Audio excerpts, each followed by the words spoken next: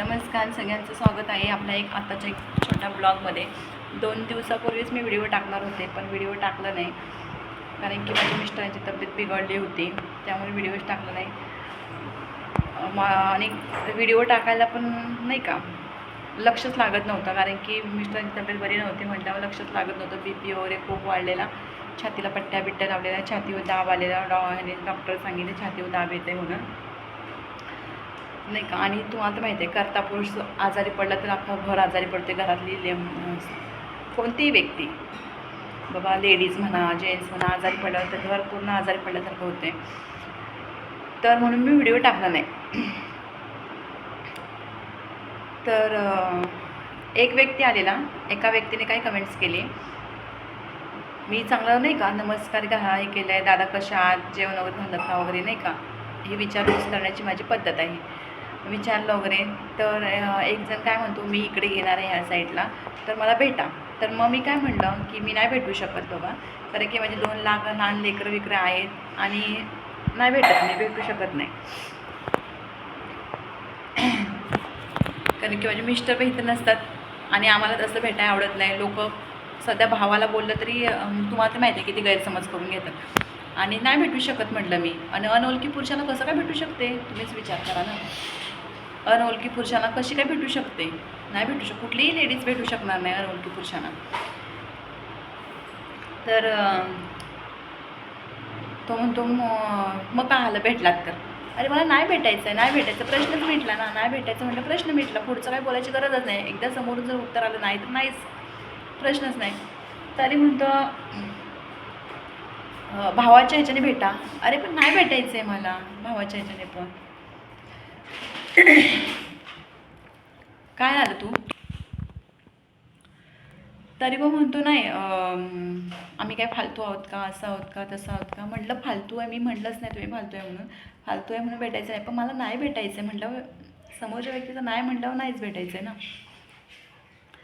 तर या काय म्हणतो, आमच्या घरी पण आई बहीण आहेत, असं आहे तसं आहे. अरे मग हाय ते असू दे की नाही, एवढा लांबून कोण भेटायला येतच नाही ना पहिली गोष्ट. तर एक मी लेडीज आहे, माझ्या दृष्टीने मला विचार करावाच लागणार आहे. मला काही तेवढंच कामं नाही भेटायची. माझ्या 2 लहान लेकरांचं शिक्षण पाणी सोडून तुला भेटायला येऊ का. तर परत काय कमेंट्स केली त्यांनी की तू मला अशी बोलतेस, म्हटलं तुझ्या भावाला किती बोलत असेल. अरे मी त्याला एवढं म्हटलं, माझा भाऊ कुणालाही भेटायला बोलवत नाही बरं का, कुणालाही भेटायला पण बोलवत नाही आणि कुणाच्या नादाला पण लागत नाही, कुठल्या मुलींच्या किंवा कुठल्या लेडीजच्या पण नादाला लागत नाही माझा भाऊ. तुझ्यासारखं असलं आणि उर्मट पण कुणाला बोलत नाही. माझ्या भावाला एवढा मान आहे ना गावात, बस रे बस. तर मला काय म्हणलं, तर नंतर मग मला म्हणते की नाही तुमच्या लाईव्हला फक्त किती 10च लाईक आहेत आणि 13 जण आहेत असं तसं. मग म्हटलं 13 जण असू दे किंवा 10च लाईक असू दे, तुला माझ्या लाईव्हचं काय मतलब आहे. तुला भेटायला आली म्हणून तू काही पण बोलशील का. हां लय बाई मूर्ख आहे, अशी आहे तशी आहे, काय काय काय काय बोलायला लागला का. तर ह्याला भेटायला नाही गेली म्हणून हा एवढा घाण बोलायला लागला नंतर. बस रे बस.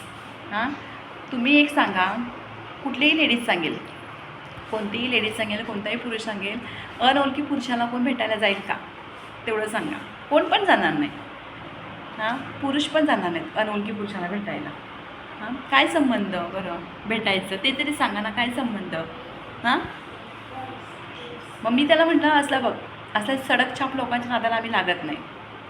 हां काय पण याल, काय पण बोलाल.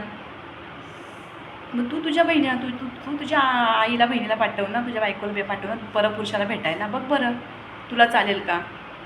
हां असली लोक आहेत ना, बासरे बस. हां म्हणजे काय लोक, विचार करा. संदीप नाव आहे त्याचं, संदीप काहीतरी नाव आहे त्याचं, सरनेम मी तर विसरले. म्हणजे असे लोक आहेत. तुला भेटायला आले असं म्हणजे चांगलं का, म्हणून मला येऊन वाईट कमेंट्स करायला का, वाईट बोला. अक्षरशः त्याला मी ब्लॉक केलं. हां म्हणजे एवढे लोक नीच लेवलचे आहात. अरे त्याला म्हटलं, माझे 4 लोक की नाही असं ना, मला चांगले सपोर्ट करतात ना, बाद झालं माझ्यासाठी, तुझ्यासारखं नाही सडक छाप.